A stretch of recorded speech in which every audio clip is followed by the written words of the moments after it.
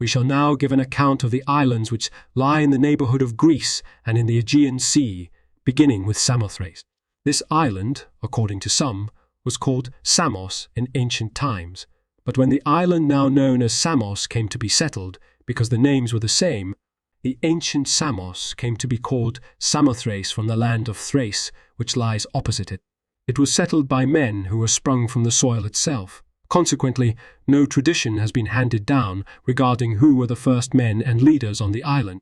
But some say that in ancient days it was called Saonissus, and that it received the name of Samothrace because of the settlers who emigrated to it from both Samos and Thrace. The first and original inhabitants used an ancient language which was peculiar to them, and of which many words are preserved to this day in the ritual of their sacrifices. And the Samothracians have a story that, before the floods which befell their peoples, a great one took place among them, in the course of which the outlet at the Chionian rocks was first rent asunder, and then the Hellespont. For the Pontus, which had at the time the form of a lake, was so swollen by the rivers which flow into it, that, because of the great flood which had poured into it, its waters burst forth violently into the Hellespont, and flooded a large part of the coast of Asia, and made no small amount of the level part of the land of Samothrace into a sea. And this is the reason, we are told, why in later times fishermen have now and then brought up in their nets the stone capitals of columns, since even cities were covered by the inundation. The inhabitants who had been caught by the flood, the account continues, ran up to the higher regions of the island, and when the sea kept rising higher and higher, they prayed to the native gods, and since their lives were spared, to commemorate their rescue, they set up boundary stones about the entire circuit of the island, and dedicated altars upon which they offer sacrifices even to the present day. For these reasons, it is patent that they inhabited Samothrace before the flood. After the events, we have described one of the inhabitants of the island, a certain Seon, who was a son, as some say, of Zeus and Nymphe, but, according to others, of Hermes and Rain, gathered into one body the peoples who were dwelling in scattered habitations and established laws for them. And he was given the name Seon after the island, but the multitude of the people he distributed among 5 tribes, which he named after his son. And while the Samothracians were living under a government of this kind, they say that there were born in that land to Zeus and Electra, who was one of the Atlantids, Dardanus and Iasion and Harmonia. Of these children, Dardanus, who was a man who entertained great designs, and was the first to make his way across to Asia in a makeshift boat, founded at the outset a city called Dardanus, organized the kingdom which lay about the city which was called Troy at a later time, and called the peoples Dardanians after himself. They say also that he ruled over many nations throughout Asia, and that the Dardani who dwell beyond Thrace were colonists sent forth by him. But Zeus desired that the other of his 2 sons might also attain to honor, and so he instructed him in the initiatory rite of the mysteries, which had existed on the island since ancient times, but was at that time, so to speak, put in his hand. It is not lawful, however, for any but the initiated to hear about the mysteries, and Iasion is reputed to have been the first to initiate strangers into them, and by this means to bring the initiatory rite to high esteem. And after this Cadmus, the son of Agenor, came in the course of his quest for Europe to the Samothracians, and after participating in the initiation he married Harmonia, who was the sister of Iasion, and not, as the Greeks recount in their mythologies, the daughter of Ares. This wedding of Cadmus and Harmonia was the first, we are told, for which the gods provided the marriage feast, and Demeter, becoming enamored of Iasion, presented him with the fruit of the corn. O Hermes gave a lyre, Athena the renowned necklace, and a robe and a flute, and Electra the sacred rites of the great mother of the gods, as she is called, together with cymbals and kettledrums and the instruments of her ritual. And Apollo played upon the lyre, and the Muses upon their flutes, and the rest of the gods spoke them fair, and gave the pair their aid in the celebration of the wedding. After this, Cadmus, they say, in accordance with the oracle he had received, founded Thebes in Boeotia, while Iasion married Sibyl and begat Corybas. And after Iasion had been removed into the circle of the gods, Dardanus and Cybele and Corybas conveyed to Asia the sacred rites of the mother of the gods, and removed with them to Phrygia. Thereupon Sibyl, joining herself to the first Olympus, begat Alce, and called the goddess Cybele after herself. and Corybas gave the name of Corybantes to all who, in celebrating the rites of his mother, acted like men possessed and married the bee, the daughter of Cilix. In like manner, he also transferred the flute from Samothrace to Phrygia and to Lyrnessus the lyre, which Hermes gave and which at a later time Achilles took for himself when he sacked that city. To Iasion and Demeter, according to the story the myths relate, was born Plutus or wealth, but the reference is, as a matter of fact, to the wealth of the corn, which was presented to Iasion because of Demeter's association with him at the time of the wedding of Harmonia. Now the details of the initiatory rite are guarded among the matters not to be divulged and are communicated to the initiates alone. But the fame has travelled wide of how these gods appear to mankind and bring unexpected aid to those initiates of theirs who call upon them in the midst of perils. The claim is also made that men who have taken part in the mysteries become both more pious and more just and better in every respect than they were before. And this is the reason, we are told, why the most famous both of the ancient heroes and of the demigods were eagerly desirous of taking part in the initiatory rite, and in fact Jason and the Dioscuri and Heracles and Orpheus as well, after their initiation attained success in all the campaigns they undertook, because these gods appeared to them. Since we have set forth the facts concerning Samothrace, we shall now, in accordance with our plan, discuss Naxos. This island was first called Strong Isle, and its first settlers were men from Thrace, the reasons for their coming being somewhat as follows. The myth relates that two sons, Bootes and Lycurgus, were born to Boreas, but not by the same mother, and Bootes, who was the younger, formed a plot against his brother, and on being discovered, he received no punishment from Lycurgus, beyond that he was ordered by Lycurgus to gather ships and, together with his accomplices in the plot, to seek out another land in which to make his home. Consequently, Bootes, together with the Thracians who were implicated with him, set forth, and making his way through the islands of the Cyclades, he seized the island of Strong Isle, where he made his home and proceeded to plunder many of those who sailed past the island. And since they had no women, they sailed here and there and seized them from the land. Now, some of the islands of the Cyclades had no inhabitants whatsoever, and others were sparsely settled. Consequently, they sailed further, and having been repulsed once from Euboea, they sailed to the Cecily, where Bootes and his companions, upon landing, came upon the female devotees of Dionysus, as they were celebrating the orgies of the god near Dryas, as it is called, in Achaia Fathiatis. As Bootes and his companions rushed at the women, these threw away the sacred objects, and some of them fled for safety to the sea, and others to the mountain called Dias. But Coronis, the myth continues, was seized by Bootes and forced to lie with him. And she, in anger at the seizure and at the insolent treatment she had received, called upon Dionysus to lend her his aid. And the god struck Bootes with madness, because of which he lost his mind and, throwing himself into a well, met his death. But the rest of the Thracians seized some of the other women, the most renowned of whom were Iphimedea, the wife of Aloeus, and Pancrates, her daughter, and taking these women along with them, they sailed off to Strongyle.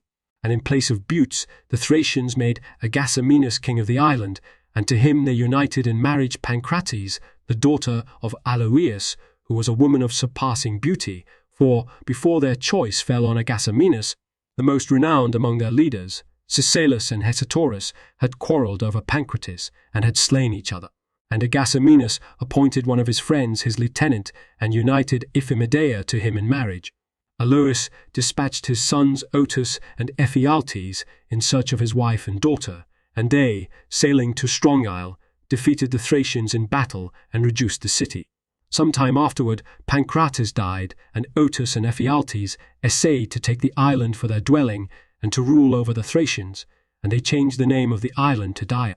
But at a later time they quarrelled among themselves, and joining battle they slew many of the other combatants and then destroyed one another. And from that time on, these two men have received at the hands of the natives the honours accorded to heroes. The Thracians dwelt on the island for more than 200 years, and then were driven out of it by a succession of droughts. And after that, Carians removed to the island from Latmia, as it is now called, and made it their home. Their king was Naxos, the son of Polemon, and he called the island Naxos after himself, in place of Dia. Naxos was an upright and famous man, and left behind him a son Leucippus, whose son Smerdius became king of the island. And it was during the reign of Smerdius that Theseus, on his voyage back from Crete together with Ariadne, was entertained as a guest by the inhabitants of the island, and Theseus, seeing in a dream Dionysus threatening him if he would not forsake Ariadne in favor of the god, left her behind him there in his fear and sailed away. And Dionysus led Ariadne away by night to the mountain, which is known as Dryas. And first of all, the god disappeared, and later Ariadne also was never seen again. The myth which the Naxians have to relate about Dionysus is like this. He was reared, they say, in their country, and for this reason the island has been most dear to him and is called by some Dionysias. For according to the myth which has been handed down to us, Zeus, on the occasion when Semele had been slain by his lightning before the time for bearing the child, took the babe and sewed it up within his thigh. And when the appointed time came for its birth, wishing to keep the matter concealed from Hera, he took the babe from his thigh in what is now Naxos and gave it to the nymphs of the island, Philia, Coronis, and Cleide, to be reared. The reason Zeus slew Semele with his lightning before she could give birth to her child was his desire that the babe should be born, not of a mortal woman, but of two immortals, and thus should be immortal from its very birth.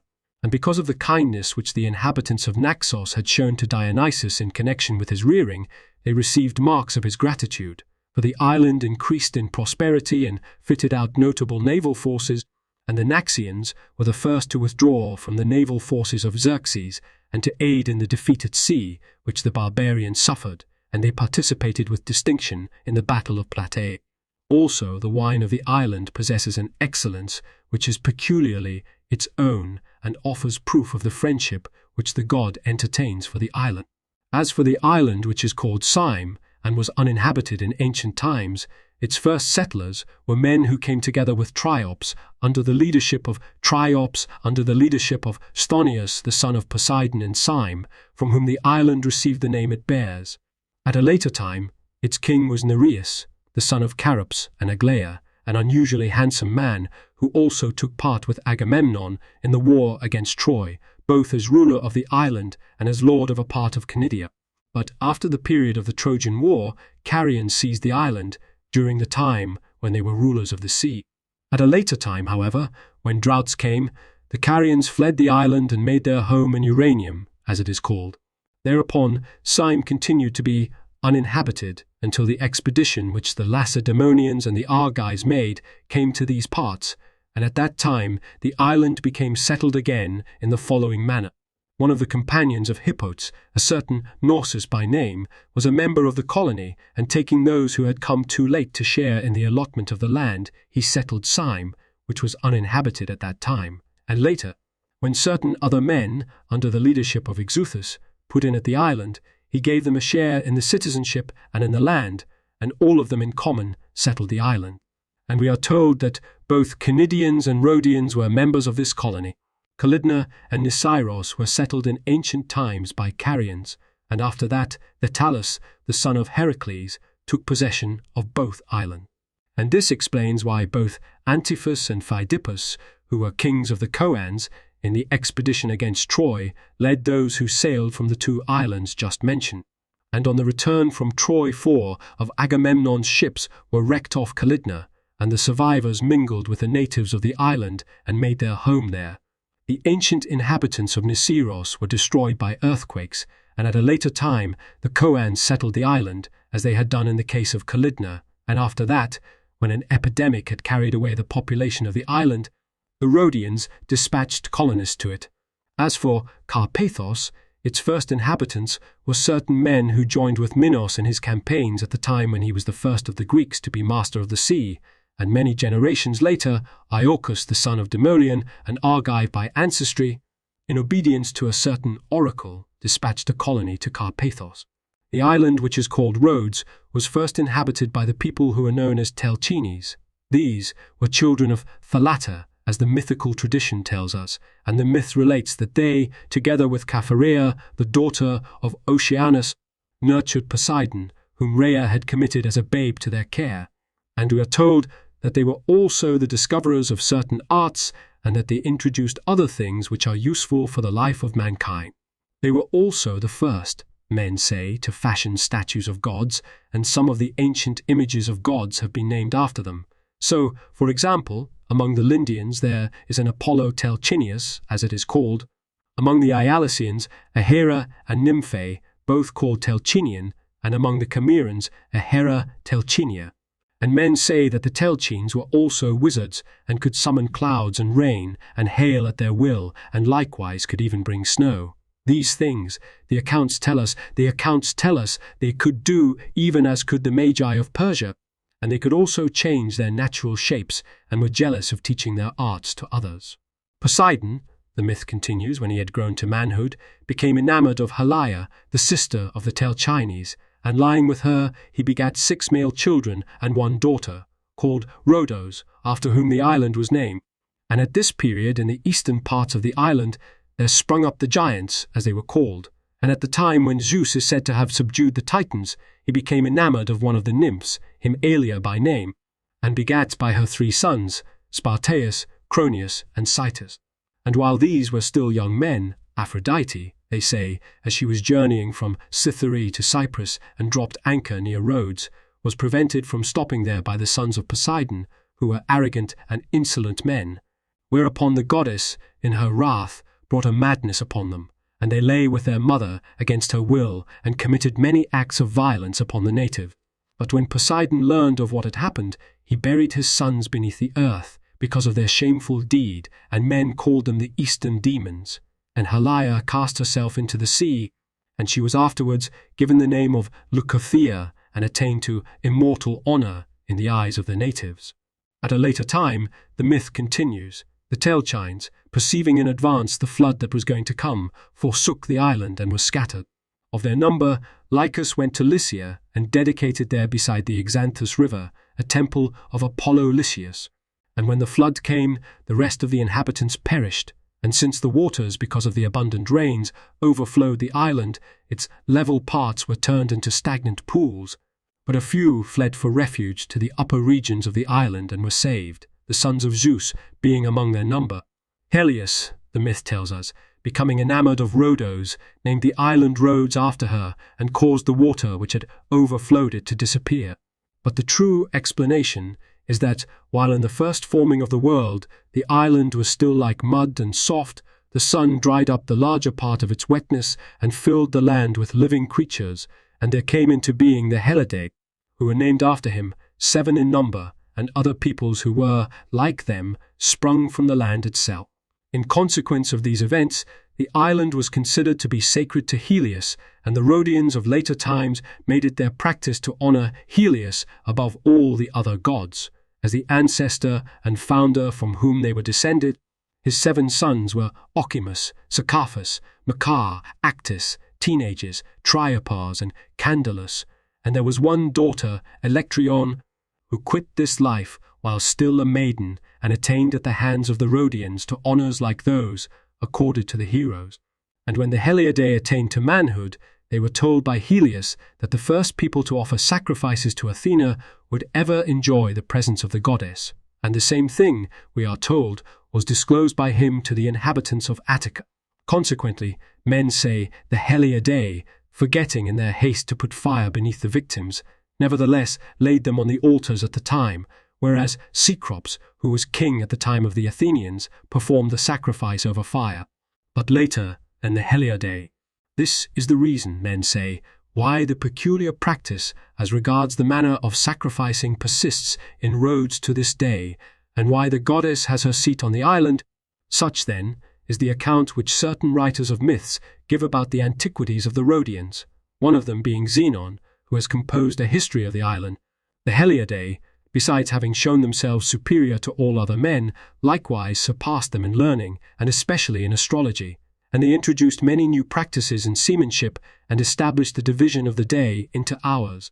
The most highly endowed of them by nature was Teenagers, who was slain by his brothers because of their envy of him. But when their treacherous acts became known, all who had had a hand in the murder took to flight. Of their number, Macar came to Lesbos, and Candalus to Kos, and Actis, sailing off to Egypt, founded there the city men call Heliopolis, naming it after his father, and it was from him that the Egyptians learned the laws of astrology.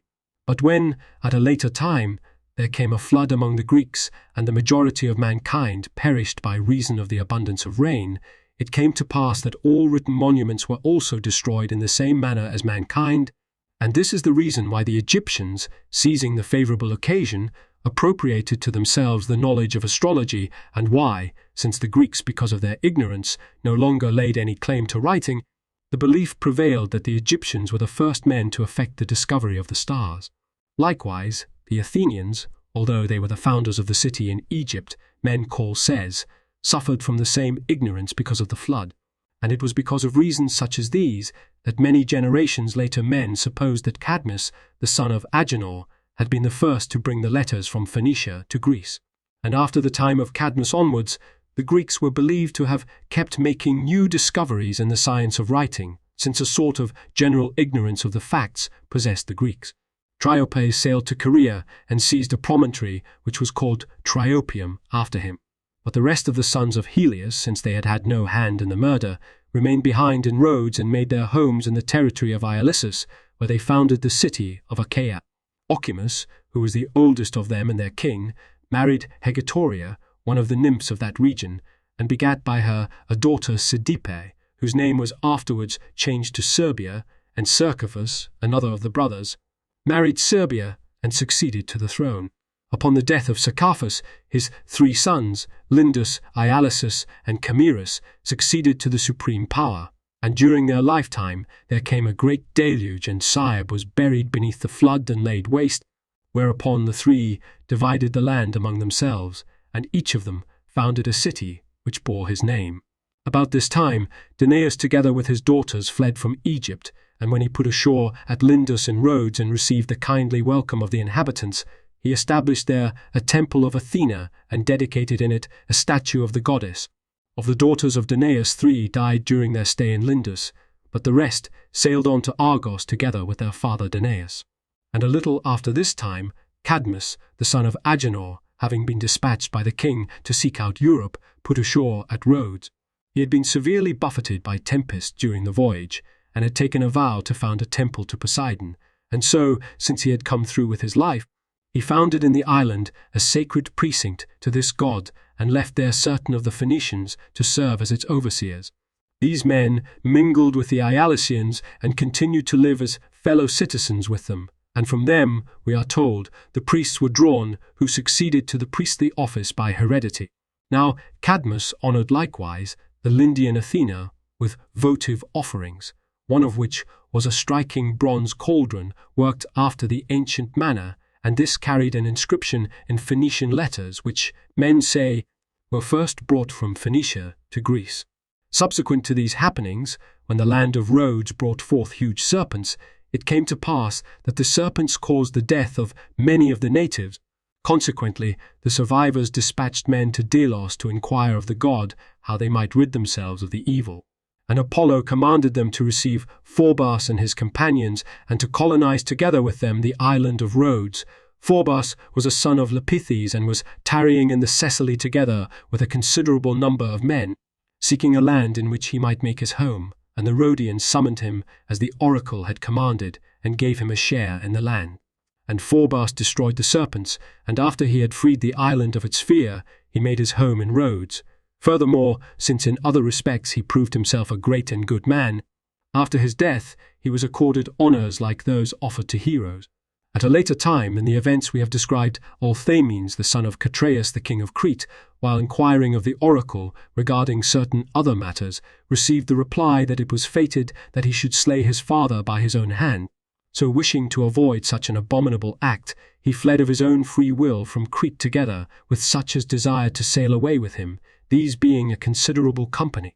Alhaemenes then put ashore on Rhodes at Camirus, and on Mount Atabirus he founded a temple of Zeus, who is called Zeus Atabirius, and for this reason the temple is held in special honour even to this day, situated as it is upon a lofty peak from which one can descry Crete. So Althaemenes with his companions made his home in Camirus, being held in honour by the natives, But his father Catreus, having no male children at home and dearly loving Althaemenes, sailed to Rhodes, being resolved upon finding his son and bringing him back to Crete. And now the fated destiny prevailed. Catreus disembarked by night upon the land of Rhodes with a few followers, and when there arose a hand-to-hand conflict between them and the natives, Althaemenes, rushing out to aid them, hurled his spear, and struck in ignorance his father and killed him. And when he realized what he had done, Althaemenes, being unable to bear his great affliction, shunned all meetings and association with mankind, and betook himself to unfrequented places and wandered about alone, until the grief put an end to his life, and at a later time he received at the hands of the Rhodians, as a certain oracle had commanded, the honours which are accorded to heroes. Shortly before the Trojan War, Tlepolemus, the son of Heracles, who was a fugitive because of the death of Lysimnius, whom he had unwittingly slain, fled of his free will from Argos, and upon receiving an oracular response regarding where he should go to found a settlement, he put ashore at Rhodes together with a few people, and being kindly received by the inhabitants he made his home there. And becoming king of the whole island, he portioned out the land in equal allotments, and continued in other respects, as well, to rule equitably. And in the end, when he was on the point of taking part with Agamemnon in the war against Ilium, he put the rule of Rhodes in the hands of Butas, who had accompanied him in his flight from Argos, and he gained great fame for himself in the war, and met his death in the Troad. Since the affairs of Rhodes, as it happened, became interwoven with certain events occurring in the Chersonese, which lies opposite the island, I think it will not be foreign to my purpose to discuss the latter. The Chersonese, as some men say, received in ancient times the name it bears from the fact that the natural shape of the region is that of an isthmus, but others have written that the name Chersonese is given it from the man who once ruled over those parts. The account runs like this. Not long after Chersonese had ruled, 5 cures passed over to it from Crete, and these were descendants of those who had received Zeus from his mother Rhea, and had nurtured him in the mountains of Ide in Crete. And sailing to the Chersonese with a notable expedition, they expelled the Carians who dwelt there, and settling down in the land themselves, they divided it into 5 parts, each of them founding a city, which he named after himself. Not long after this, Inachus, the king of the Argives, since his daughter Io had disappeared, sent forth Cyrnus, one of his men in high command, fitting him out with a considerable fleet, and ordered him to hunt for Io in every region, and not to return unless he had got possession of her. And Cyrnus, after having wandered over many parts of the inhabited world without being able to find her, put ashore in Caria on the Chersonese we are discussing, and despairing of ever returning to his house, he made his home in the Chersonese, where, partly by persuasive means and partly by the use of force, he became king of a part of the land and founded a city which bore his name Cyrnus. And by administering affairs in a popular fashion, he enjoyed great favour among his fellow citizens. After this, the account continues, Triopas, one of the sons of Helios and Rhodos, who was a fugitive because of the murder of his brother Teenages, came to the Chersonese. And after he had been purified there of the murder by Elysius the king, he sailed to Thessaly to give assistance as an ally to the sons of Deucalion, and with their aid he expelled from Thessaly the Pelasgians, and took for his portion the plain, which is called Dotium. There he cut down the sacred grove of Demeter, and used the wood to build a palace, and for this reason he incurred the hatred of the natives, whereupon he fled from the Salii and put ashore, together with the peoples who sailed with him, in the territory of Cnidus, where he founded Triopium, as it was called after him, and setting out from this place as his base, he won for himself both the Chersonese and a large part of neighbouring Caria. But, as regards the ancestry of Triopas, there is disagreement among many of the historians and poets, for some have recorded that he was the son of Canash, the daughter of Iolus and Poseidon, but others that he was born of Lapithes, the son of Apollo, and Stilbe, the daughter of Peneus. In Castebus, on the Chersonese, there is a temple which is sacred to Hemithea, and there is no reason why we should omit to mention the strange occurrence which befell this goddess. Now many and various accounts have been handed down regarding her, but we shall recount that which has prevailed and is in accord with what the natives relate. To Staphylos and Chrysothemis were born 3 daughters, Molpidaea, Rheo, and Parthenos by name. Apollo lay with Rheo and brought her with child, and her father, believing that her seduction was due to a man, was angered, and in his anger he shut up his daughter in a chest and cast her into the sea. But the chest was washed up upon Delos, where she gave birth to a male child and called the babe Aeneas. And Rheo, who had been saved from death in this unexpected manner, laid the babe upon the altar of Apollo and prayed to the god to save its life, if it was his child. Thereupon Apollo, the myth relates, concealed the child for the time, but afterwards he gave thought to its rearing, instructed it in divination, and conferred upon it certain great honours. And the other sisters of the maiden who had been seduced, namely Malpadia and Parthenos, while watching their father's wine, a drink which had only recently been discovered among men, fell asleep. And while they were asleep, some swine which they were keeping entered in and broke the jar which contained the wine, and so destroyed the wine. And the maidens, when they learned what had happened, in fear of their father's severity, fled to the edge of the sea and hurled themselves down from some lofty rocks. But Apollo, because of his affection for their sister, rescued the maidens and established them in the cities of the Chersonese. The one named Parthenos, as the god brought it to pass, enjoyed honours and a sacred precinct in Bubastis of the Chersonese, while Malpadia, who came to Castabus, was given the name Hemethia, because the god had appeared to men, and she was honoured by all who dwelt in the Chersonese. And in sacrifices which are held in her honour, a mixture of honey and milk is used in the libations, because of the experience which he had had in connection with the wine, while anyone who has touched a hog or eaten of its flesh is not permitted to draw near to the sacred precinct.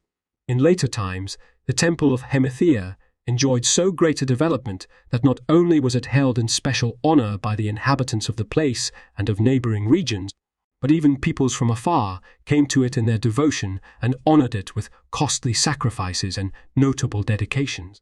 And most important of all, when the Persians were the dominant power in Asia and were plundering all the temples of the Greeks, the precinct of Hemethia was the sole shrine on which they did not lay hand.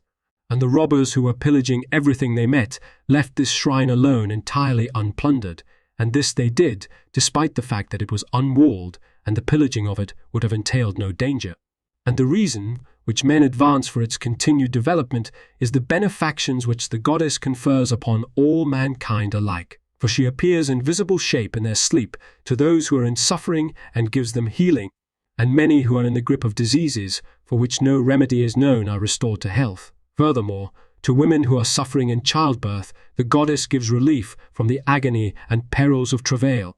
Consequently, since many have been saved in these ways from most ancient times, the sacred precinct is filled with votive offerings, nor are these protected by guards or by a strong wall, but by the habitual reverence of the people.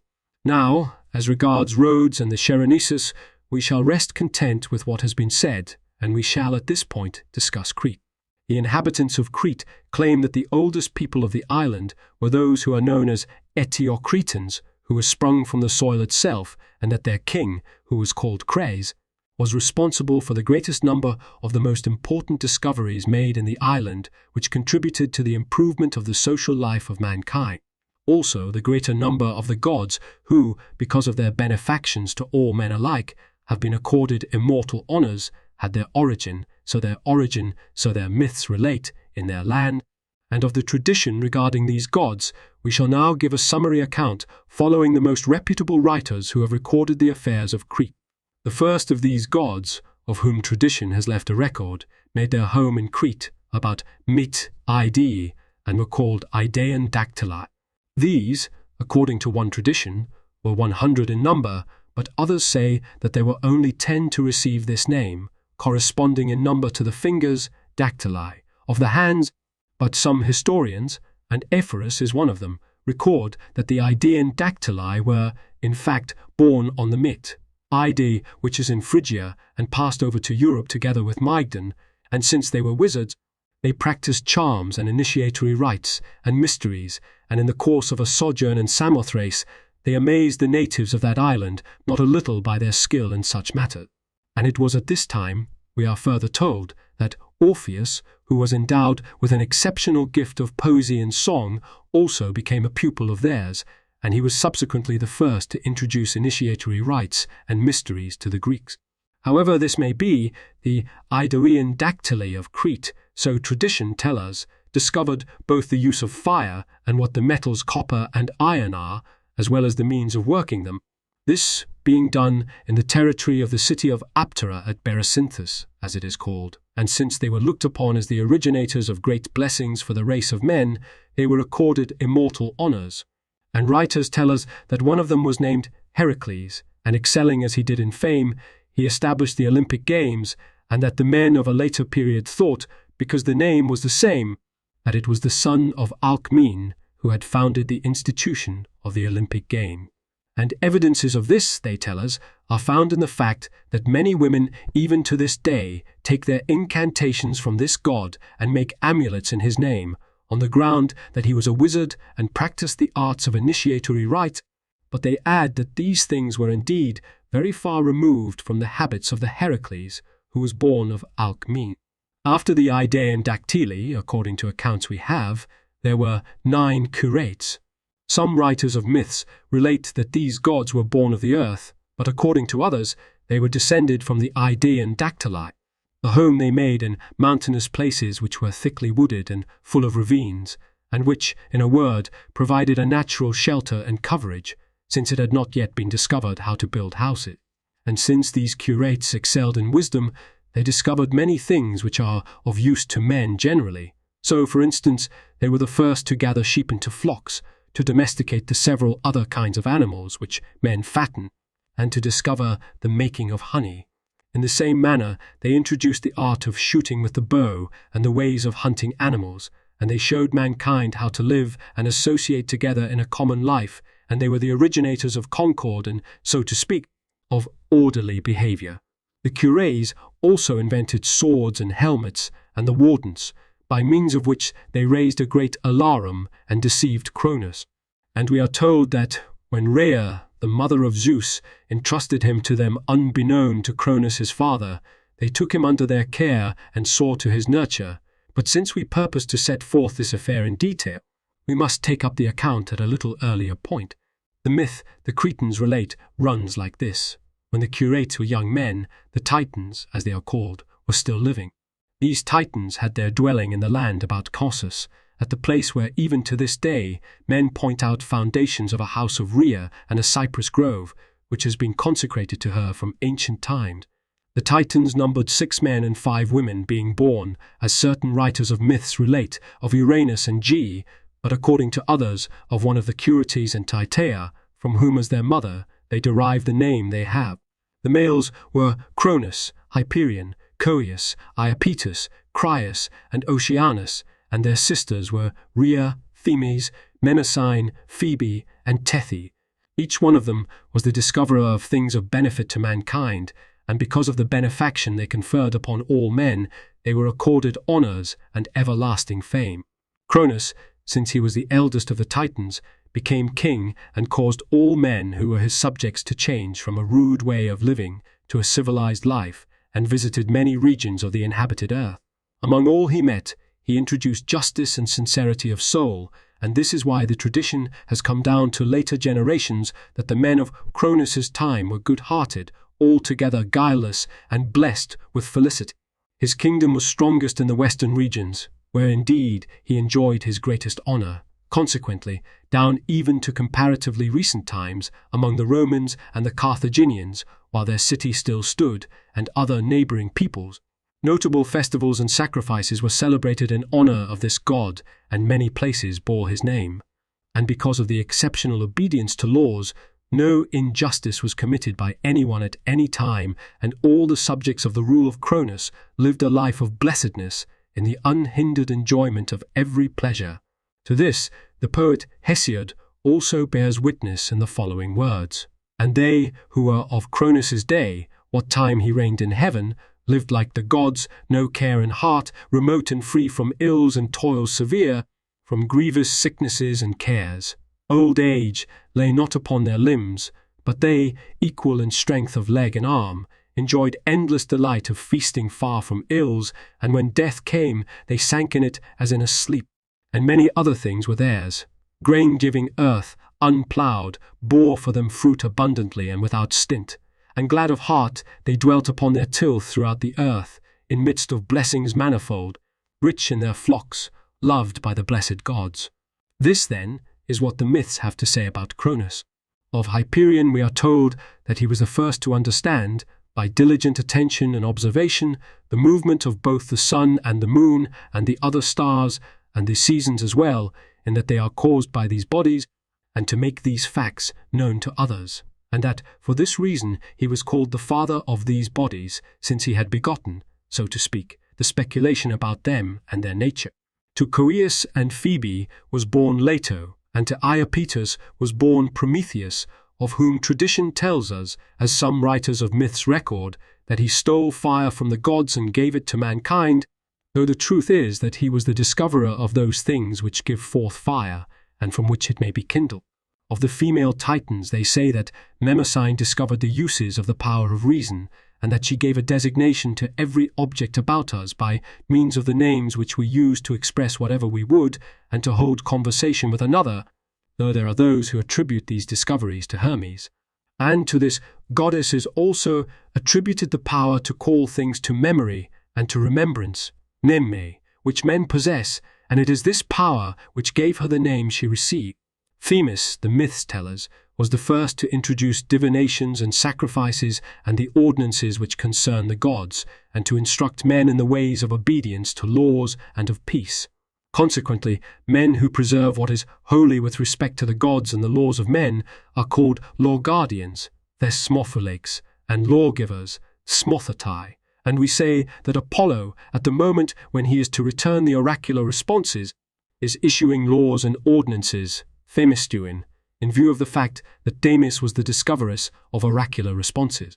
And so these gods, by reason of the many benefactions which they conferred upon the life of man, were not only accorded immortal honors, but it was also believed that they were the first to make their home on Mount Olympus after they had been translated from among men. To Cronus and Rhea, we are told, were born Hestia, Demeter, and Hera, and Zeus, Poseidon, and Hades. Of these, they say, Hestia discovered how to build houses, and because of this benefaction of hers, practically all men have established her shrine in every home, according her honors and sacrifices. And Demeter, since the corn still grew wild together with the other plants and was still unknown to men, was the first to gather it in, to devise how to prepare and preserve it, and to instruct mankind how to sow it.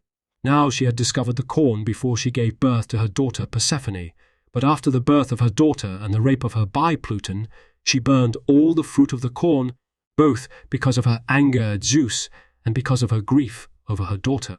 After she had found Persephone, however, she became reconciled with Zeus and gave Triptolemus the corn to sow, instructing him both to share the gift with men everywhere and to teach them everything concerned with the labor of sowing.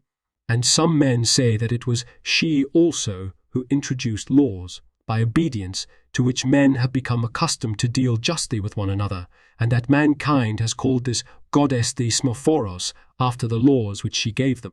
And since Demeter has been responsible for the greatest blessings to mankind, she has been accorded the most notable honors and sacrifices and magnificent feasts and festivals as well, not only by the Greeks, but also by almost all barbarians who have partaken of this kind of food. There is dispute about the discovery of the fruit of the corn on the part of many peoples, who claim that they were the first among whom the goddess was seen, and to whom she made known both the nature and use of the corn. The Egyptians, for example, say that Demeter and Isis are the same, and that she was first to bring the seed to Egypt, since the river Nile waters the fields at the proper time, and that land enjoys the most temperate season. Also, the Athenians, though they assert that the discovery of this fruit took place in their country, are nevertheless witnesses to its having been brought to Attica from some other region. For the place which originally received this gift they call Eleusis, from the fact that the seed of the corn came from others and was conveyed to them. But the inhabitants of Sicily, dwelling as they do on an island which is sacred to Demeter and Kore, say that it is reasonable to believe that the gift of which we are speaking was made to them first, since the land they cultivate is the one the goddess holds most dear, for it would be strange indeed, they maintain, for the goddess to take for her own, so to speak, a land which is the most fertile known, and yet to give it, the last of all, a share in her benefaction, as though it were nothing to her, especially since she has her dwelling there, all men agreeing that the rape of Kore took place on this island. Moreover, this land is the best adapted for these fruits, even as the poet also says, "But all these things grow there for them, unsown and e'en untilled, both wheat and barley." This, then, is what the myths have to say about Demeter. As for the rest of the gods who were born to Cronus and Rhea, the Cretans say that Poseidon was the first to concern himself with seafaring and to fit out fleets, Cronus having given him the lordship in such matter. And this is why the tradition has been passed along to succeeding generations that he controls whatever is done on the sea, and why mariners honor him by means of sacrifices. Men further bestow upon Poseidon the distinction of having been the first to tame horses and to introduce the knowledge of horsemanship, Hippike, because of which he is called Hippias. And of Hades it is said that he laid down the rules which are concerned with burials and funerals and the honors which are paid to the dead, no concern having been given to the dead before this time. And this is why tradition tells us that Hades is Lord of the dead, since there were assigned to him in ancient times the first offices in such matters and the concern for them. Regarding the birth of Zeus and the manner in which he came to be king, there is no agreement. Some say that he succeeded to the kingship after Cronus passed from among men into the company of the gods, not by overcoming his father with violence, but in the manner prescribed by custom and justly having been judged worthy of that honor. But others recount a myth which runs as follows. There was delivered to Cronus an oracle regarding the birth of Zeus, which stated that the son who would be born to him would wrest the kingship from him by force. Consequently, Cronus time and again did away with the children whom he begot. But Rhea, grieved as she was, and yet lacking the power to change her husband's purpose, when she had given birth to Zeus, concealed him in Ide, as it is called, and, without the knowledge of Cronus, entrusted the rearing of him to the Curates, who dwelt in the neighborhood of Mount Ide. The Curates bore him off to a certain cave where they gave him over to the nymphs with the command that they should minister to his every need. And the nymphs nurtured the child on a mixture of honey and milk and gave him upbringing at the udder of the goat, which was named Amalthea. And many evidences of the birth and upbringing of this god remain to this day on the island.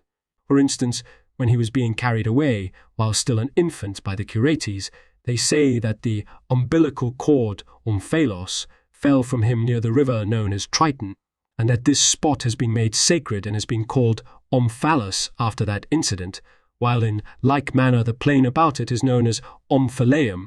And on Mount Ide, where the god was nurtured, both the cave in which he spent his days has been made sacred to him, and the meadows round about it, which lie upon the ridges of the mountain, have in like manner been consecrated to him.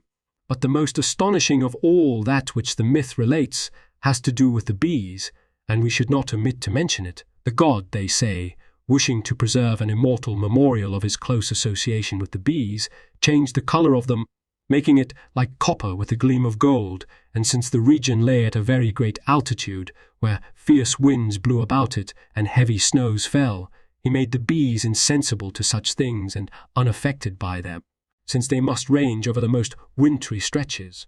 To the goat, Aig, which suckled him Zeus, also accorded certain honors, and in particular took from it a surname, being called Agiochus. And when he had attained to manhood, he founded first a city in Dicta, where indeed the myth states that he was born. In later times, this city was abandoned, but some stone blocks of its foundations are still preserved.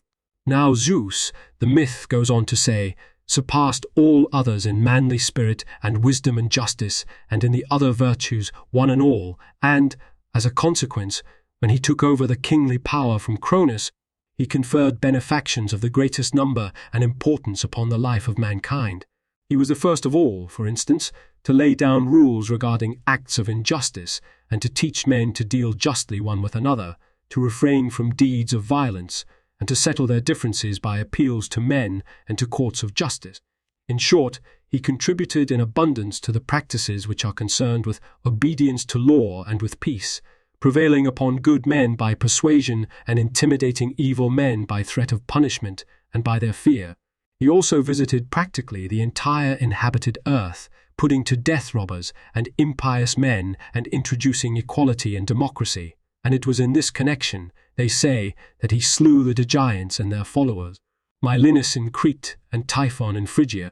Before the battle against the giants in Crete, we are told, Zeus sacrificed a bull to Helios and to Uranus and to Uranus and to Geer, and in connection each of the rites there was revealed to him what was the will of the gods in the affair, the omens indicating the victory of the gods and a defection to them of the enemy, and the outcome of the war accorded with the omens. For Musaeus deserted to him from the enemy, for which he was accorded peculiar honours, and all who opposed them were cut down by the gods. Zeus also had other wars against the giants, we are told, in Macedonia near Pallene, and in Italy on the plain which of old was named Phlegraean, fiery, after the region about it, which had been burned, but which in later times men called Cumaean.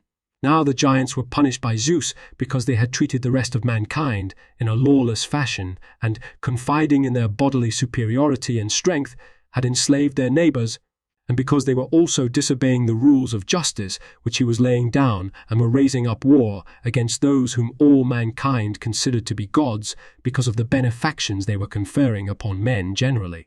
Zeus, then, we are told, not only totally eradicated the impious and evildoers from among mankind, but he also distributed honours as they were merited among the noblest of the gods and heroes and men.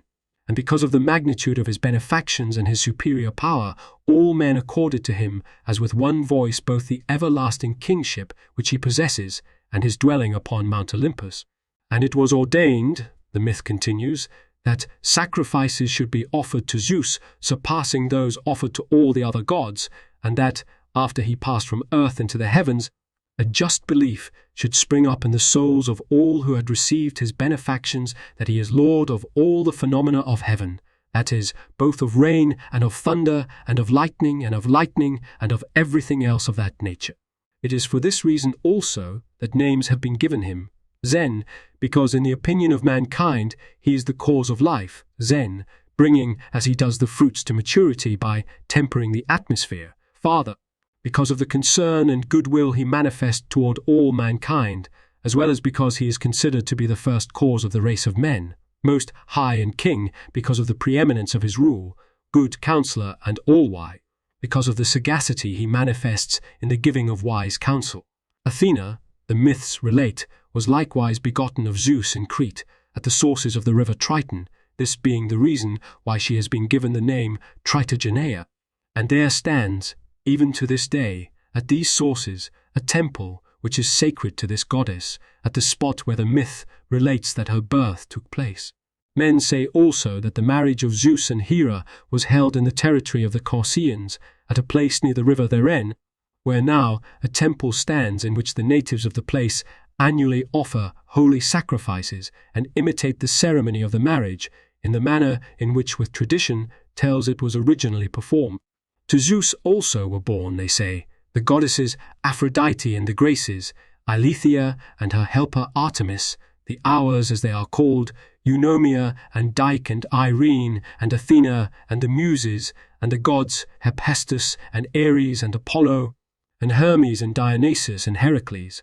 To each one of the deities we have named, the myth goes on to relate, Zeus imparted the knowledge of the things which he had discovered and was perfecting, and likewise assigned to them the honour of their discovery, wishing in this way to endow them with immortal fame among all mankind. To Aphrodite was entrusted the youth of maidens, the years in which they are expected to marry, and the supervision of such matters as are observed even yet in connection with weddings, together with the sacrifices and drink offerings which men perform to this goddess. Nevertheless, all men make their first sacrifices to Zeus, the perfecter, and Hera the perfectress, because they are the originators and discoverers of all things, as we have stated above. To the Graces was given the adornment of personal appearance and the beautifying of each part of the body with an eye to making it more comely and pleasing to the gaze, and the further privilege of being the first to bestow benefactions and, on the other hand, of requiting with appropriate favours such men as have performed good acts. Eileithyia received the care of expectant mothers and the alleviation of the travail of childbirth. And for this reason, women, when they are in perils of this nature, call first of all upon this goddess. And Artemis, we are told, discovered how to effect the healing of young children and the foods which are suitable to the nature of babes, this being the reason why she is also called Kurotrophos. And as for the hours, as they are called, to each of them, according as her name indicates, was given the ordering and adornment of life so as to serve to the greatest advantage of mankind. For there is nothing which is better able to build a life of felicity than obedience to law, eunomia, and justice, Dyke, and peace, Irene. To Athena men ascribe the gift to mankind of the domestication and cultivation of the olivet tree, as well as the preparation of its fruit. For before the birth of this goddess, this kind of tree was found only along with the other wild woody growths, and this goddess is the source of the care and the experience which men, even to this day, devote to these trees. Furthermore, Athena introduced among mankind the making of clothing and carpentry, and many of the devices which are used in the other arts, and she also was the discoverer of the making of the pipes and of the music which they produce, and in a word, of many works of cunning device, from which she derives her name of worker. To the Muses, we are further told, it was given by their father Zeus to discover the letters and to combine words in the way which is designated poetry. And in reply to those who say that the Syrians are the discoverers of the letters, the Phoenicians having learned them from the Syrians and then passed them on to the Greeks, and that these Phoenicians are those who sailed to Europe together with Cadmus, and this is the reason why the Greeks call the letters Phoenician. Men tell us, on the other hand, that the Phoenicians were not the first to make this discovery, but that they did no more than to change the forms of the letters, whereupon the majority of mankind made use of the way of writing them as the Phoenicians devised it, and so the letters received the designation we have mentioned above. Hephaestus, we are told, was the discoverer of every manner of working iron and copper and gold and silver and everything else which requires fire for working, and he also discovered all the other uses to be made of fire and turned them over both to the workers in the crafts and to all other men as well. Consequently, the workmen who are skilled in these crafts offer up prayers and sacrifices to this god before all others, and both they and all mankind as well call the fire Hephaestus, handing down in this way to eternal remembrance and honor the benefaction which was bestowed in the beginning upon man's social life. Ares, the myths record, was the first to make a suit of armor, to fit out soldiers with arms, and to introduce the battle's fury of contest, slaying himself those who were disobedient to the gods.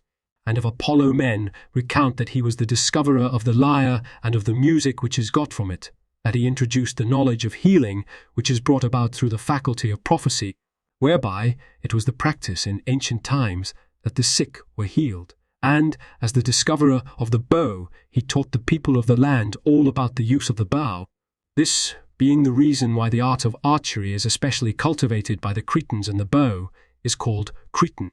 To Apollo and Coronis was born Asclepius, who learned from his father many matters which pertain to the healing art, and then went on to discover the art of surgery and the preparations of drugs, and the strength to be found in roots, and speaking generally, he introduced such advances into the healing art that he is honored as if he were its source and founder. To Hermes men ascribe the introduction of the sending of embassies to sue for peace, as they are used in wars and negotiations and truces, and also the herald's wand as a token of such matters, which is customarily borne by those who are carrying on conversations touching affairs of this kind, and who, by means of it, are accorded safe conduct by the enemy, and this is the reason why he has been given the name Hermes Koinos, because the benefit is common coin to both the parties when they exchange peace in time of war. They also say that he was the first to devise measures and weights and the profits to be gained through merchandising, and how also to appropriate the property of others all unknown to them. Tradition also says that he is the herald of the gods and their most trusted messenger because of his ability to express clearly, Hymeneuin, each command that has been given him, and this is the reason why he has received the name he bears, not because he was the discoverer of words and of speech, as some men say, but because he has perfected, to a higher degree than all others, the art of the precise and clear statement of a message. He also introduced wrestling schools and invented the lyre out of a tortoiseshell after the contest in skill between Apollo and Marsyas, in which, we are told, Apollo was victorious, and thereupon exacted an excessive punishment of his defeated adversary, but he afterwards repented of this, and tearing the strings from the lyre for a time had nothing to do with its music. As for Dionysus, the myths state that he discovered the vine and its cultivation, and also how to make wine and to store away many of the autumn fruits, and thus to provide mankind with the use of them as food over a long time. This god was born in Crete, men say, of Zeus and Persephone, and Orpheus has handed down the tradition in the initiatory rites that he was torn in pieces by the Titans. And the fact is that there have been several who bore the name Dionysus, regarding whom we have given a detailed account at greater length in connection with the more appropriate period of time.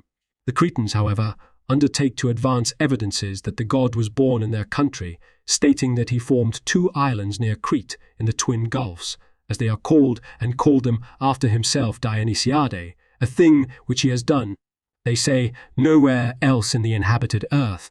Of Heracles, the myths relate that he was sprung from Zeus many years before that Heracles who was born of Alcmene. As for this son of Zeus, tradition has not given us the name of his mother, but only states that he far excelled all others in vigor of body, and that he visited the inhabited earth, inflicting punishment upon the unjust and destroying the wild beasts which were making the land uninhabitable. For men everywhere he won their freedom, while remaining himself unconquered and unwounded, and because of his good deeds he attained to immortal honor at the hands of mankind.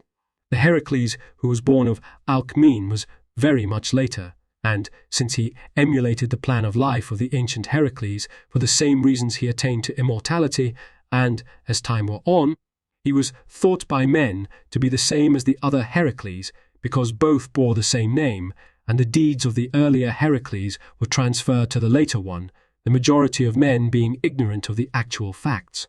And it is generally agreed that the most renowned deeds and honors which belonged to the older god were concerned with Egypt, and that these, together with a city which he founded, are still known in that country. Britomartis, who is also called Dictynna, the myths relate, was born at Caino, in Crete of Zeus and Carme, the daughter of Eubulus, who was the son of Demeter. She invented the nets Dictya, which are used in hunting, whence she has been called Dictynna, and she passed her time in the company of Artemis, this being the reason why some men think Dictynna and Artemis are one and the same goddess, and the Cretans have instituted sacrifices and built temples in honor of this goddess. But those men who tell the tale that she has been named Dictynna because she fled into some fisherman's nets when she was pursued by Minos, who would have ravished her, have missed the truth. For it is not a probable story that the goddess should ever have got into so helpless a state that she would have required the aid that men can give, being as she is the daughter of the greatest one of the gods. Nor is it right to ascribe such an impious deed to Minos, who tradition unanimously declares avowed just principles and strove to attain a manner of life which was approved by men. Plutus, we are told, was born in Cretan Tripolis to Demeter and Iasion, and there is a double account of his origin. For some men say that the earth, when it was sowed once by Iasion and given proper cultivation, brought forth such an abundance of fruits that those who saw this bestowed a special name upon the abundance of fruits when they appear and called it Plutus, Alpha. Consequently, it has become traditional among later generations to say that men who have acquired more than they actually need have Plutus. But there are some who recount the myth that a son was born to Demeter and Iasion, whom they named Plutus, and that he was the first to introduce diligence into the life of man and the acquisition and safeguarding of property, all men up to that time having been neglectful of amassing and guarding diligently any store of property. Such, then, are the myths which the Cretans recount of the gods who they claim were born in their land. They also assert that the honors accorded to the gods and their sacrifices and the initiatory rites observed in connection with the mysteries were handed down from Crete to the rest of men. And to support this, they advance the following most weighty argument as they conceive it. The initiatory rite which is celebrated by the Athenians in Eleusis, the most famous, one may venture, of them all, and that of Samothrace, and the one practiced in Thrace among the Cicons, whence Orpheus came who introduced them, these are all handed down in the form of a mystery, whereas at Knossos in Crete it has been the custom for ancient times that these initiatory rites should be handed down to all openly, and what is handed down among other peoples as not to be divulged. This the Cretans conceal from no one who may wish to inform himself upon such matters. Indeed, the majority of the gods, the Cretans say, had their beginning in Crete, and set out from there to visit many regions of the inhabited world, conferring benefactions upon the races of men, and distributing among each of them the advantage which resulted from the discoveries they had made. Demeter, for example, crossed over into Attica, and then removed from there to Sicily and afterwards to Egypt, and in these lands her choicest gift was that of the fruit of the corn and instructions in the sowing of it, whereupon she received great honours at the hands of those whom she had benefited. Likewise, Aphrodite made her seat in Sicily in the region of Eryx, among the islands near Cythera, and in Paphos, in Cyprus, and in Asia, in Syria, because of the manifestation of the goddess in their country, and her extended sojourn among them. The inhabitants of the lands appropriated her to themselves, calling her, as the case might be, Erycinian Aphrodite, and Cytherian, and Paphian, and Syrian. And in the same manner, Apollo revealed himself for the longest time in Delos and Lycia and Delphi, and Artemis in Ephesus, and the Pontus and Persis and Crete, and the consequence has been that, either from the names of these regions, or as a result of the deeds which they performed in each of them, Apollo has been called Delian, and Lycian, and Pythian, and Aphrodite has been called Ephesian, and Cretan, and Tauropolian, and Persian, although both of them were born in Crete. And this goddess is held in special honour among the Persians, and the barbarians hold mysteries which are performed among other peoples, even down to this day, in honour of the Persian Artemis. And similar myths are also recounted by the Cretans regarding the other gods, but to draw up an account of them would be a long task for us, and it would not be easily grasped by our readers. Many generations after the birth of the gods, the Cretans go on to say not a few heroes were to be found in Crete, the most renowned of whom were Minos and Rhadamanthes and Sarpedamanthes and Sarpedon. These men, their myth states, were born of Zeus in Europe, the daughter of Agenor, who, men say, was brought across to Crete upon the back of a bull by the design of the gods. Now Minos, by virtue of his being the eldest, became king of the island, and he founded on it not a few cities, the most renowned of which were the three Knossos in those parts of the island which look toward Asia, Phaestus on the seashore to the south, and Cydonia in the regions to the west, facing the Peloponnesus. And Minos established not a few laws for the Cretans, claiming that he had received them from his father Zeus when conversing with him in a certain cave. Furthermore, he came to possess a great naval power, and he subdued the majority of the islands, and was the first man among the Greeks to be master of the sea. And after he had gained great renown for his manly spirit and justice, he ended his life in Sicily in the course of his campaign against Cocalus, the details of which we have recounted in connection with our account of Daedalus, because of whom the campaign was made. Of Rhadamanthes the Cretans say that of all men he rendered the most just decisions and inflicted inexorable punishment upon robbers and impious men and all other malefactors. He came also to possess no small number of islands and a large part of the sea coast of Asia, all men delivering themselves into his hands of their free will because of his justice. Upon Erythrus, one of his sons, Rhadamanthes bestowed the kingship over the city which was named after him Erythrae, and to Oenopion, the son of Minos' daughter Ariadne, he gave Chios.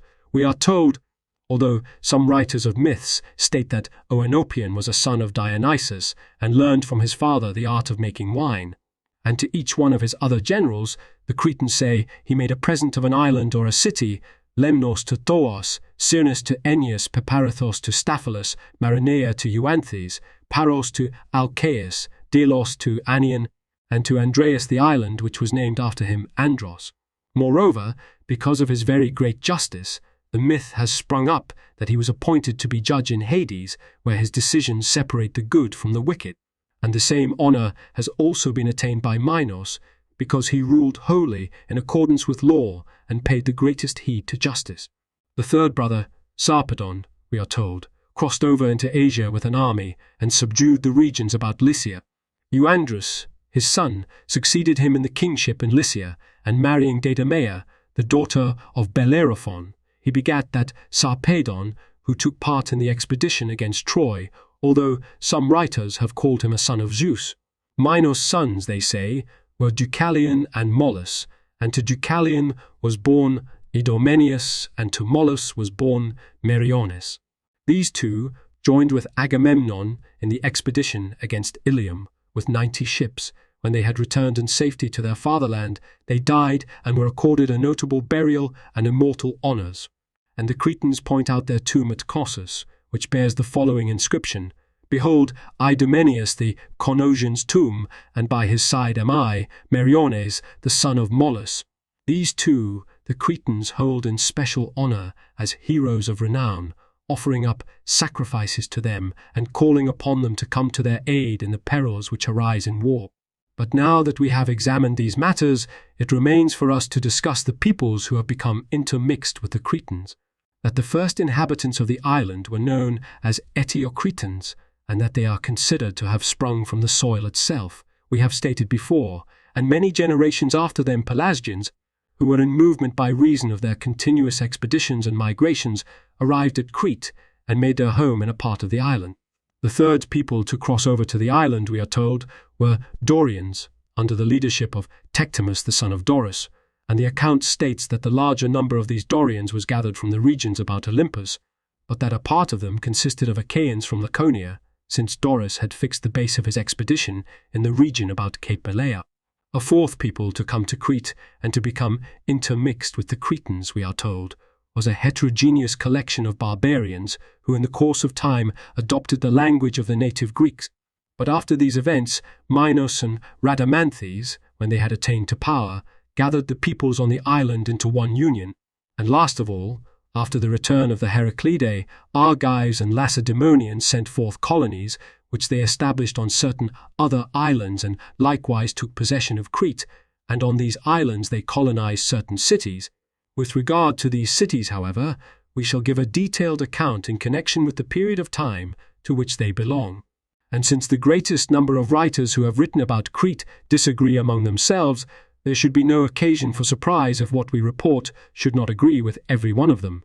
We have, indeed, followed as our authorities those who give the more probable account and are the most trustworthy, in some matters depending upon Epimenides, who has written about the gods, in others upon Dosiades, Sosicrates, and Leosthenides.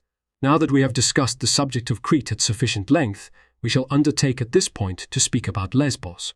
This island has been inhabited in ancient times by many peoples, since it has been the scene of many migrations. The first people to seize it, while it was still uninhabited, was the Pelasgians, and in the following manner: Xanthus, the son of Triopas, who was king of the Pelasgians of Argos, seized a portion of Lycia, and, making his home there, at the outset he became king over the Pelasgians who had accompanied him. But later he crossed over to Lesbos, which was uninhabited, and divided the land among the folk, and he named the island, which had formerly been called Issa, Pelasgia, after the people who had settled it. And 7 generations later, after the flood of Deucalion had taken place and much of mankind had perished, it came to pass that Lesbos was also laid desolate by the deluge of water. And after these events, Macarius came to the island, and, recognizing the beauty of the land, he made his home in it. This Macarius was the son of Crinacus, the son of Zeus, as Hesiod and certain any other poets state, and was a native of Olenus in what was then called Ias, but is now called Achaia. The folk with him had been gathered from here and there, some being Ionians, and the rest those who had streamed to him from every sort of people. Now at first Macarius made his home in Lesbos, but later, as his power kept steadily increasing because of the fertility of the island, and also his own fairness and sense of justice, he won for himself the neighboring islands and portioned out the land, which was uninhabited. And it was during this time that Lesbos, the son of Lapithes, the son of Aeolus, the son of Aeolus, the son of Hippotes, in obedience to an oracle of Pytho, sailed with colonists to the island we are discussing, and, marrying Methina, the daughter of Macarius, he made his home there with her, and when he became a man of renown, he named the island Lesbos after himself and called the folk Lesbians. And there was born to Macarius, in addition to other daughters, Mysilene and Methymna, from whom the cities in the island got their names. Moreover, Macarius, essaying to bring under his control the neighboring islands, dispatched a colony to Chios first of all, entrusting the leadership of the colony to one of his own sons. And after this, he dispatched another son, Sidrelaus by name, to Samos, where he settled, and after portioning out the island in allotments to the colonists, he became king over it. The third island he settled was Kos, and he appointed Neandrus to be its king, and then he dispatched Leucippus, together with a large body of colonists, to Rhodes, and the inhabitants of Rhodes received them gladly, because there was a lack of men among them, and they dwelt together as one people on the island. The mainland opposite the islands, we find, had suffered great and terrible misfortunes in those times because of the floods. Thus, since the fruits were destroyed over a long period by reason of the deluge, there was a dearth of the necessities of life, and a pestilence prevailed among the cities because of the corruption of the air. The islands, on the other hand, since they were exposed to the breeze and supplied the inhabitants with wholesome air, and since they also enjoyed good crops, were filled with greater and greater abundance, and they quickly made the inhabitants objects of envy. Consequently, they have been given the name Islands of the Blessed, the abundance they enjoy of good things constituting the reason for the epithet. But there are some who say that they were given the name Islands of the Blessed, Makarioi, after Macarios, since his sons were the rulers over them. And, speaking generally, the islands we have mentioned have enjoyed a felicity far surpassing that of their neighbours, not only in ancient times but also in our own age, for being, as they the finest of all, in richness of soil, excellence of location, and mildness of climate, it is with good reason that they are called what in truth they are, blessed. As for Macarius himself, while he was king of Lesbos, he issued a law which contributed much to the common good, and he called the law the lion, giving it this name after the strength and courage of that beast. When a considerable time had elapsed after the settlement of Lesbos, the island known as Tenedos came to be inhabited in somewhat the following manner. Tenes was a son of Sickness, who had been king of Cologne in the Troad, and was a man who had gained renown because of his high achievements. Gathering together colonists and using as his base the mainland opposite to it, he seized an uninhabited island called Leucophrys. This island he portioned out in allotments among his followers, and he founded a city on it which he named Tenedos after himself. And since he governed uprightly and conferred many benefactions upon the inhabitants during his lifetime, he was in high favour, and upon his death he was granted immortal honours. For they built for him a sacred precinct and honoured him with sacrifices as though he were a god, and these sacrifices they have continued to perform down to modern time. But we must not omit to mention what the myths of the Tenadians have to tell about Tenes, the founder of the city. Sickness his father, they say, giving credence to the unjust slanders of his wife, put his son Tenes in a chest and cast it into the sea.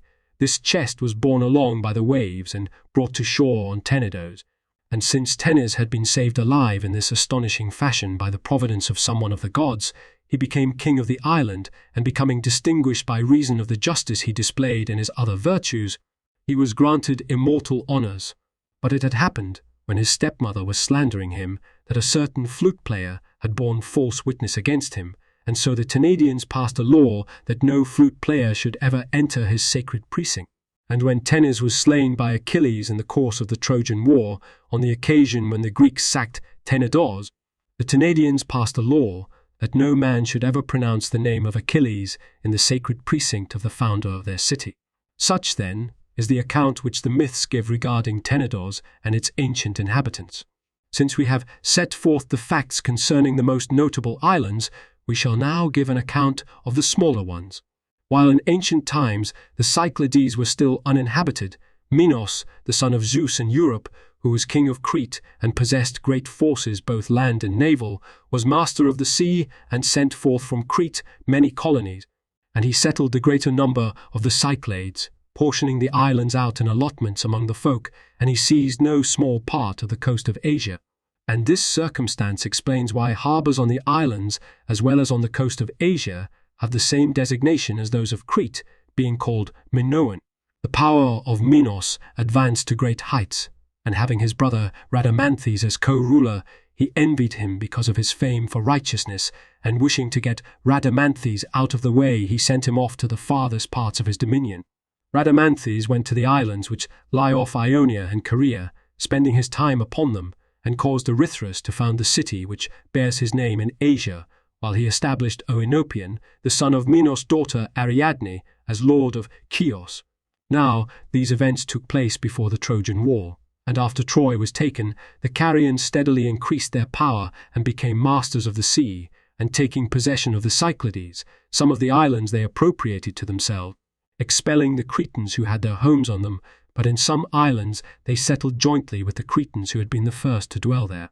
And at a later time, when the power of the Greeks increased, the major number of the Cyclades came to be inhabited by them, and the Carians, who were non-Greeks, were driven out of them. But of these matters we shall give a detailed account in connection with the appropriate period of time. The Lorb editor's notes: 1 island of Ceylon, 2 i.e. of the Black Sea. The Chionian rocks, Symplegades, are described by Strabo 7.61, where see the note of Jones in the LLCL. 3 Asia Minor, 4 i.e. Iasion. 5 the Kabiri, Keep, Book 4.43, 1f. 6 Ki P, Book 4.43. 7 i.e. they got their pillage from the ships they seized, but their women by raids on the continent. 8 cp. The following account with that in Book 3.64. 9 in the Battle of Salamis, 480 BCE. 10 in 479 BC. 11 the poet Archilochus Athenaeus I. 30 compared the wine of Naxos to the nectar of the gods. 12 sons of the Talus, Keep, the Iliad 2.676 f. 13 the sea. 14 the sun. 15 children of the sun, J. L. Myers, who were the Greeks, 139, 40, sees in these children of the sun the early Minoan inhabitants of Rhodes. 16 that is, the Heliadae performed the sacrifice as soon as they were told, and so before Cecrops did, but in their haste they forgot to light the fire before putting the victims on the kindling. Cecrops observed the correct custom of putting the victims on the blazing fire, but later than the Heliadae.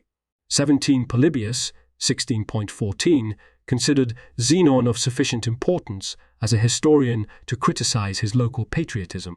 18 Book 1, Passim, presents the claims put forward by the Egyptians for the priority of their civilization. The counter-claims of the Greeks here set forth are empty boasting. On Cadmus and the Phoenician letters, see Book 3.67. 19 Seep. The similar account about Tlepolemus in Book 4.58, 7-8. 20 C. Chap. 65 below. 21 Half-Goddess. 22 Cicero, Laws 2.26, tells us that Xerxes burned the temples of Greece in accordance with the advice of the Magi on the ground that the Greeks shut up the gods within walls, whereas all places consecrated to them ought to be open and free. Seeing that this whole universe is their temple and home, Tree of Keys in the LCLE. 23 Genuine Cretans. 24 When Cronus was searching for the baby Zeus in order to destroy it, the Curates drowned out its wailing by the din raised in their wardens. 25 This house of Rhea has been found, in the opinion of Sir Arthur Evans, Palace of Minos, 2.6 f, in the remains of an Hellenic temple lying within the palace area. 26 The Saturnalia of the Romans is well known. Diodorus elsewhere, 13.86, 20.14, mentions the ancient practice of the Carthaginians of sacrificing children to Cronus. 27 Works and Days, 111, 120, but Diodorus's Greek differs radically in several places from the present text of Hesiod. 28 K.P. Book 1.61, 1. 29 Themes, Law, and Thesmos, Ordinance, are both derived from the stem the establish. 30 Lawgiver. 30 One Place of Advent. 32 Odyssey 9.109 f. 33 Aegis bearing, a common epithet of Zeus from Aegis, goatskin. 34 CP. Book 4.21, 5 f. 35 CP. Book 3.616. 36 Another reason for this name is adduced in Book 1.12.8 CP. Also 3.72. 37 The same word as graces above. 38 Childrera. 39 On the Phoenician letters, Cap. Book 3.67, 1. 40 A reference to the practice of incubation. The sick would sleep in temples in the hope that the god would reveal to them in dreams the cure for their maladies. Cup, Book 1.25, 3, 41 i.e., where the invention was made. 42, but the expression has the meaning of Hermes share the luck in Menander epit. 67, 100, 43 key p. Book 3.59. Whoa, 44 on the 3 of that name. See Book 3.63 f. Or 45 cp. Book 3.74, 45. 46, i.e., secretly. 47, as the Syrophoenician Astarte. 48, at Didyma, near Miletus. 49, as the great Persian goddess Anaetes or Anahita, a chief deity of Mazdaism. 50 cp. Book 4.79. 51, the myths state that he took part with Agamemnon, but Sarpedon was an ally of the Trojans. 52 chap. 64.1. 53 key p. Book 4.60. 54 cp. Book 4.57.8. 55 these writers on Cretan history are little more than names to us. 56 i.e. Asia Minor. 57 Erythrae. E previous next to images with borders lead to more information. The thicker the border, the more information. Details here, up to Diodorus Classical Texts Lacus Curtius Home. A page or image on this site is in the public domain only if its URL has a total of 1 asterisk. If the URL has 2 asterisks, the item is copyright someone else and used by permission or fair use. If the URL has none, the item is C. Bill Thayer. See my copyright page for details and contact information. Page updated. 5 org 16.